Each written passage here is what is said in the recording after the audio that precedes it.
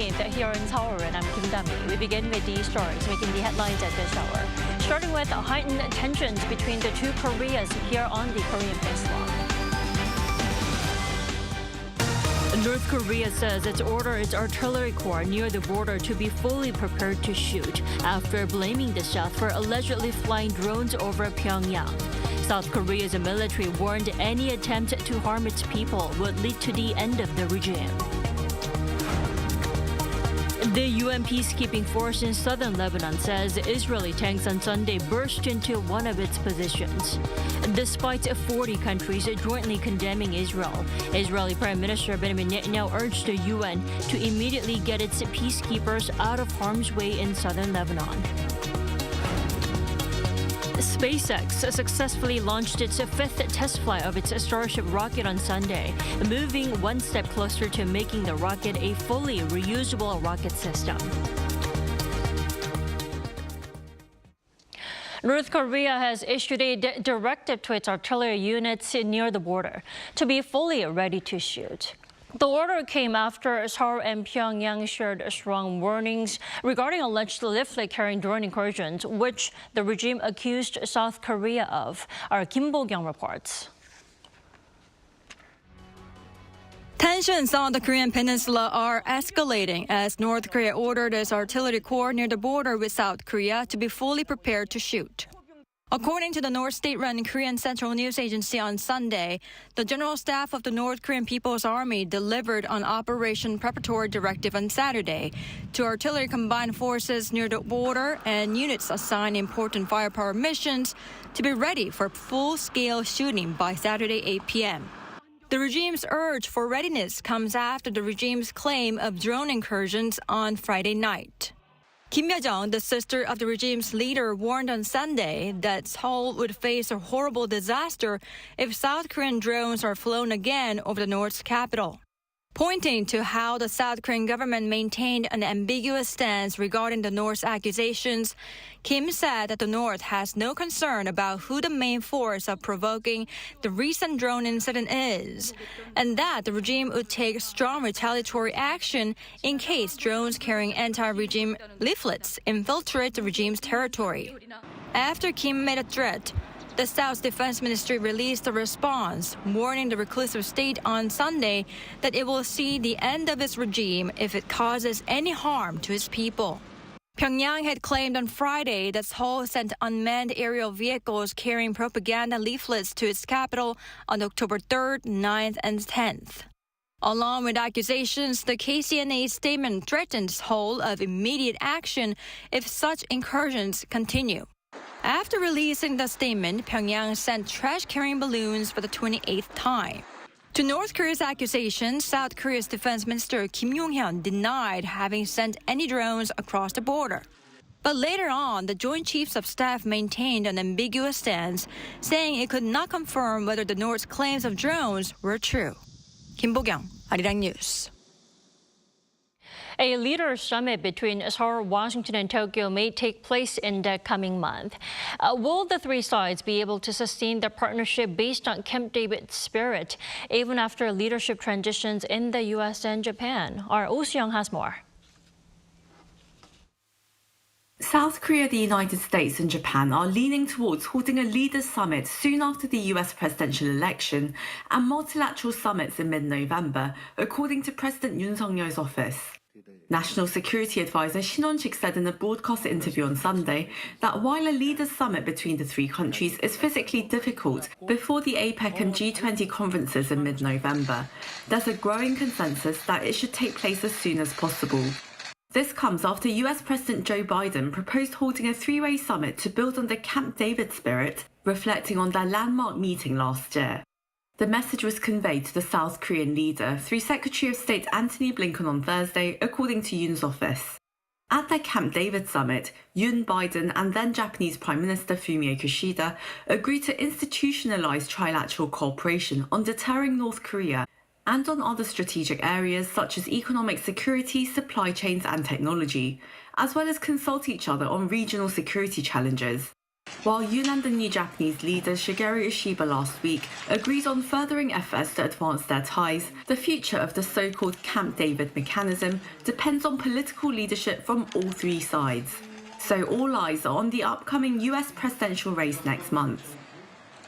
I think a lot of it is going to depend on who's in Washington, because as we've seen with Biden, he wants to help facilitate this coming together of South Korea and Japan, and I'm sure President Harris would do that too. But if Trump is president, he's going to be going at each of these countries individually over burden sharing costs, trade, or whatnot, and there won't be as much of a push or a forum created from Washington to have the two leaders get together. Still, the expert is optimistic that the three countries may be compelled to maintain their partnership as long as the Russia-China-North Korea axis endures. So on the economic and the institutionalization, I want to see some more substance, but so long as Beijing, Moscow, and Pyongyang keep up their antics, there will be a strong urge and natural coalescence among the three. Amid North Korea's continued provocations and rhetoric aimed at South Korea, the National Security Advisor shrugged off speculation that North Korea is preparing for war, asserting that Pyongyang will not start a war unless it decides to commit suicide. Saying it's best to ignore the North's recent claims that Seoul sent drones to Pyongyang, he said what Kim Jong-un fears the most are internal threats, and has likely played up the sense of threat domestically to tighten the regime's control. Regarding the possibility of North Korea conducting its seventh nuclear test, Shin forecast that North Korea would choose a strategically favourable time that maximises impact, possibly around the time of the US presidential election. ASEAN Arirang News. South Korea, Australia, Japan, and New Zealand, informally known as the Indo-Pacific Four, will hold their own meeting following the NATO defense ministerial meeting next week. According to multiple media outlets on Monday, representatives from the four countries will gather in Brussels to discuss measures for further cooperation with NATO as partner countries. It's the first time for the IP4 nations to have a separate meeting without the U.S. or any other NATO country. South Korean Vice Defense Minister Kim Son-ho will be attending instead of the Defense Minister. Prime Minister, can thank you, media.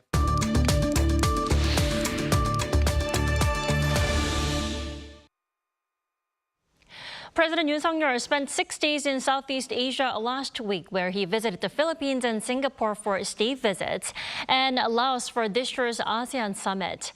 Let's break down the key events from that trip with our Kim Do-yeon here in the studio. Good morning, Do-yeon. Thank you for having me. So President Yoon's trip was almost a week long. Now, where do we start? I mean, that's right. As you said, the trip consisted of 3 stops, but I wanted to start with Laos, the final stop, because that was a multilateral event, the ASEAN summit. Right. First, South Korea and ASEAN, as previously announced, elevated their dialogue relationship to the highest level, the comprehensive strategic partnership. That's the highest, as I said, and it was previously announced, but it was officially done during the summit. So first, take a listen to the president. 이러한 최고 단계의 파트너십을 바탕으로 한국과 아세안은 새로운 미래의 역사를 함께 써 나갈 것입니다. 한국은 아세안 중시 외교를 이어가는 가운데 공동 번영의 파트너로서 전방위적이고 포괄적인 협력을 추진해 나가겠습니다. The decision came in light of the 35th anniversary since the two sides established a dialogue relationship. To put this into context, only 5 out of 11 nations that are in a dialogue relationship with ASEAN are at this highest level. The two sides also unveiled a joint statement detailing the enhanced cooperation. What stood out the most was the security aspect, with South Korea and the ASEAN affirming the importance of maintaining and promoting peace and stability in the South China Sea in accordance with international law. ASEAN members backed President Yoon's August 15 unification doctrine, which is his policy for peace and stability on the Korean Peninsula while pursuing unification based on liberal democracy. President Yoon also took other opportunities at the ASEAN summit to pressure North Korea. at the East Asia Summit, which is a meeting of 18 nations in total, including the ASEAN members, South Korea, Japan, China, and India, and most notably Russia and the U.S. President Yoon, in front of the top diplomats of the U.S. and Russia, said that the illegal military cooperation between Moscow and Pyongyang is prolonging the war in Ukraine, while repeating the need for denuclearization and global solidarity against North Korea's oppression of its people. On top of that, Doyan, at a multilateral summit like this one, sideline bilateral summits are also an important factor.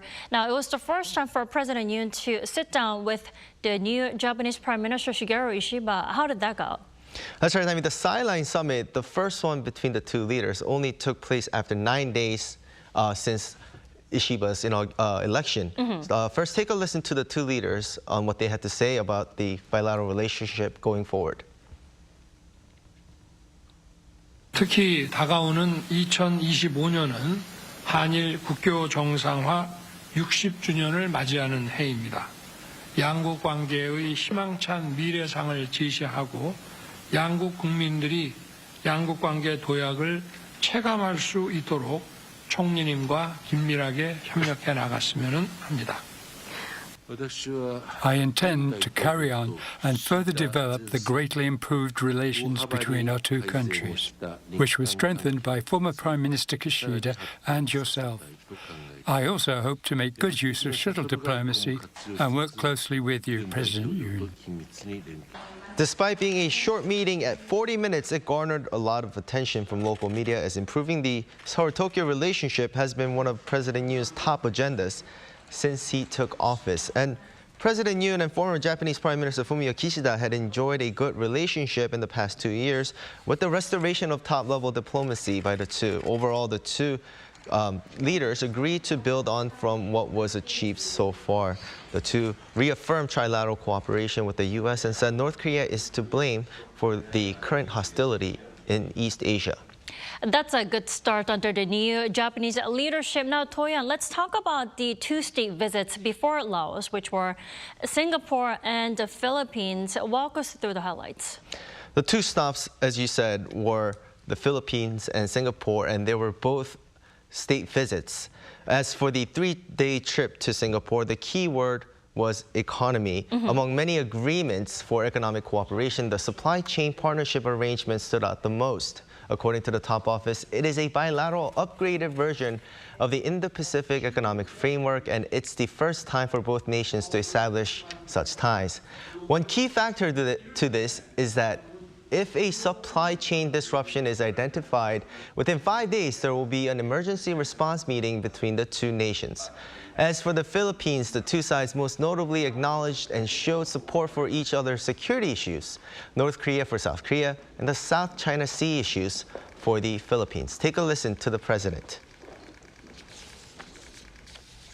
이러한 차원에서 양국은 남중국 해상 규칙에 기반한 해양 질서의 확립과 국제법 원칙에 따른 항행 및 상공 비행의 자유를 위해 계속 협력해 나아가기로 했습니다.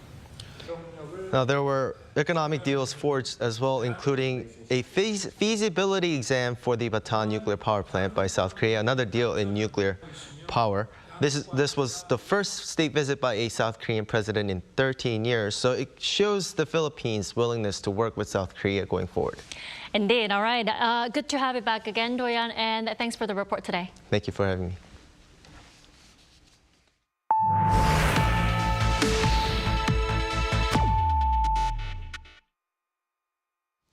The UN says Israeli tanks forced their way into one of its peacekeeping bases in southern Lebanon, with Israeli Prime Minister Benjamin Netanyahu calling on UN troops to leave the region. Lee Seung-ja has the latest.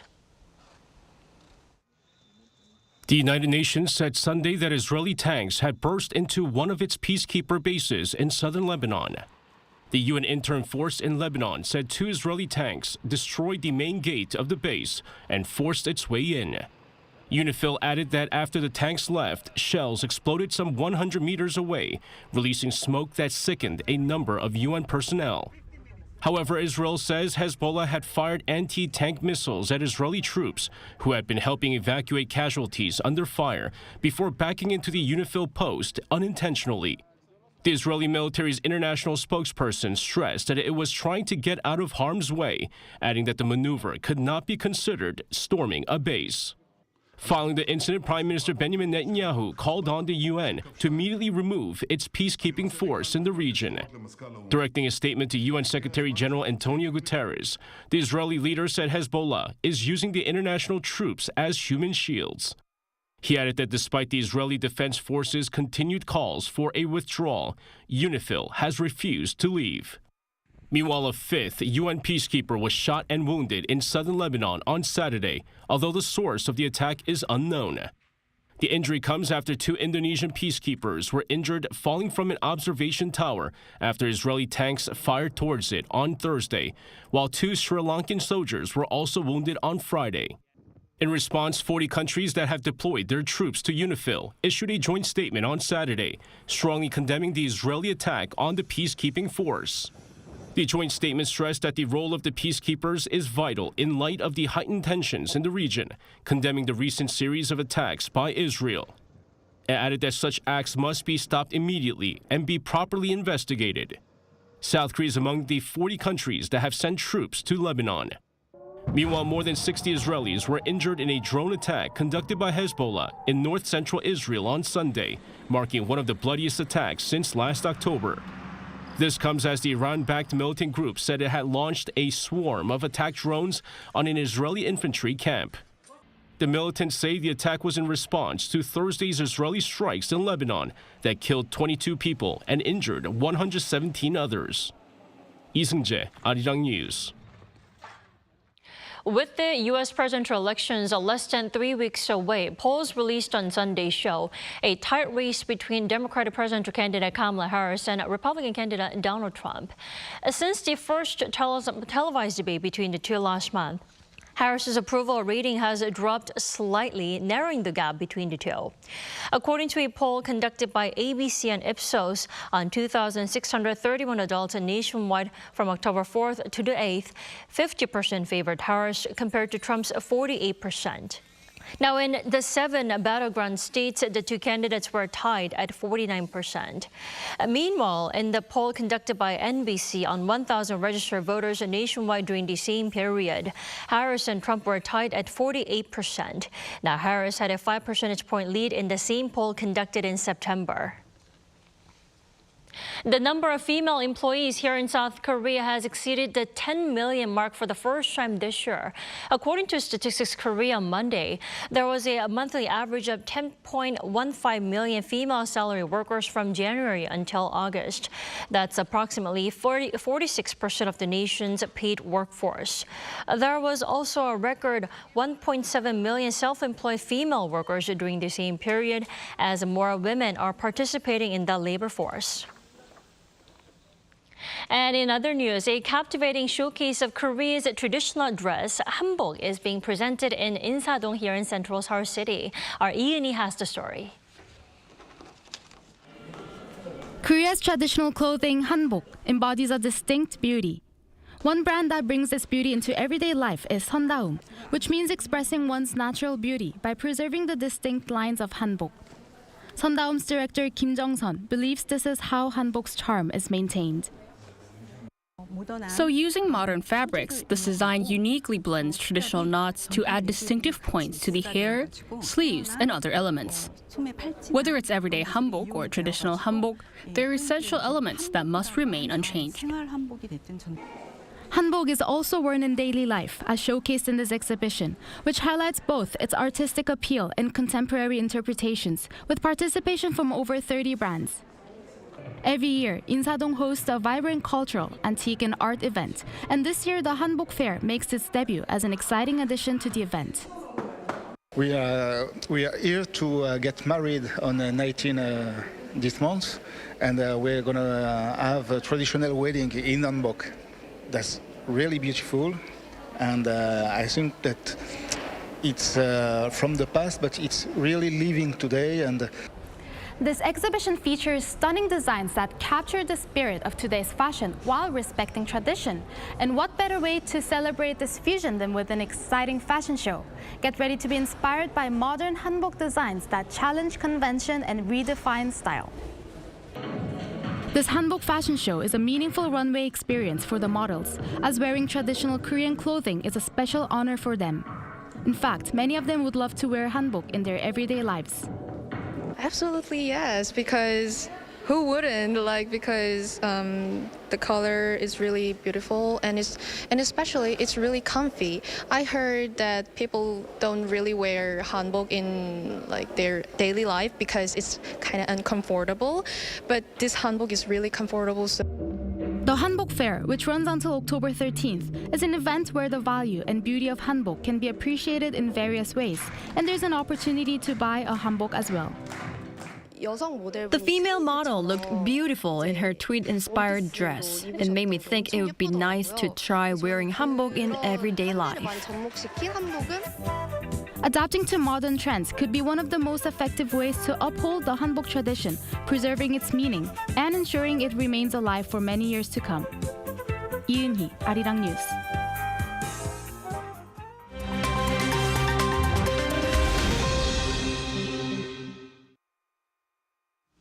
And now let's take a look at the stories from around the world with our very own Kim Xiang. Good morning, Xiang. Good morning, Dami. So Elon Musk's SpaceX saw a notable achievement over the weekend with its latest Starship test flight. Walk us through the highlights. That's right, Dami. So SpaceX's fifth Starship test flight successfully made landing on Sunday with catching the returning of the first stage booster of its mega rocket using the mechanical arms of its launch tower. Now, SpaceX achieved what was a world-first engineering feat and a groundbreaking step towards the company's quest for rapid reusability of its rockets. The fifth Starship test launch at SpaceX's Starbase facility in Boca Chica, Texas, saw the rocket's first stage Super Heavy booster lift off at 7:25 a.m. local time, sending the Starship's second stage rocket towards space before it separated at an altitude of around 70 kilometers to begin its gravitational return to land. Now, on the way down, the Super Heavy booster relit 3 of its 33 Raptor engines to control the speed of its descent back to SpaceX's Texas launch pad before the launch tower's 2 large mechanical arms, called Mechazilla by the company's founder Elon Musk, caught the booster, achieving what a SpaceX spokesperson called a day for the engineering history books. Now to India, where opposition Nationalist Congress Party politician Baba Siddique was shot dead in the country's commercial capital, Mumbai, on Saturday. According to local media reports, 3 gunmen shot Siddique 4 times in the chest during a festival near the office of his son, who is also a politician. 66-year-old Siddique, a former minister in Maharashtra state, was rushed to a hospital with hundreds of followers but died in the same evening. Local authorities said they have arrested 2 of the alleged shooters and are on the lookout for the 3rd. Maharashtra state is expected to hold legislative polls next month. A man in illegal possession of a shotgun, loaded handgun, ammunition and several fake passports and driving licenses was arrested at a security checkpoint near the Republican presidential candidate Donald Trump's rally in Coachella, California on Saturday. According to Riverside County Sheriff Chad Bianco, the suspect, a 49-year-old Nevada resident identified as Van Miller, who initially claimed to be a journalist, was stopped at a security checkpoint while driving an unregistered black SUV with a, quote, homemade fake license plate. Sheriff Bianco called the suspect a lunatic, but said the incident did not impact the safety of Trump or the rally attendees. Now, Miller was charged with 2 misdemeanor weapons offenses and released on a $5,000 bail on Saturday. No federal charges have been filed.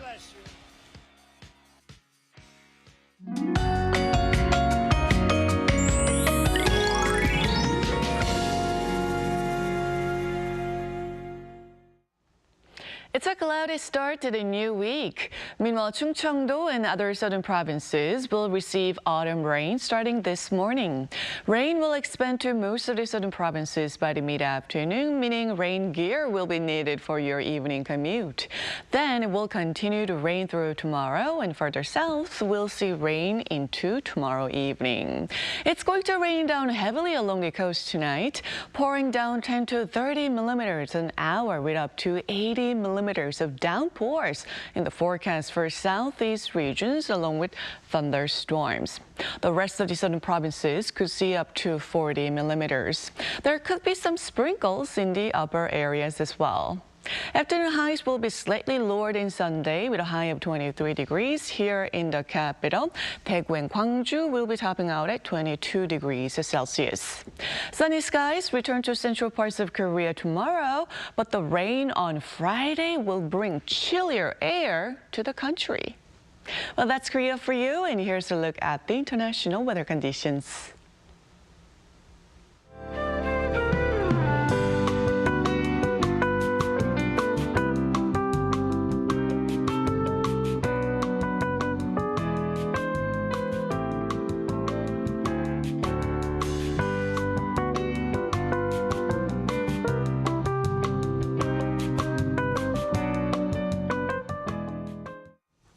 We thank you for watching New Day at Arirang. Arirang News will be back at 5 p.m. Korea time.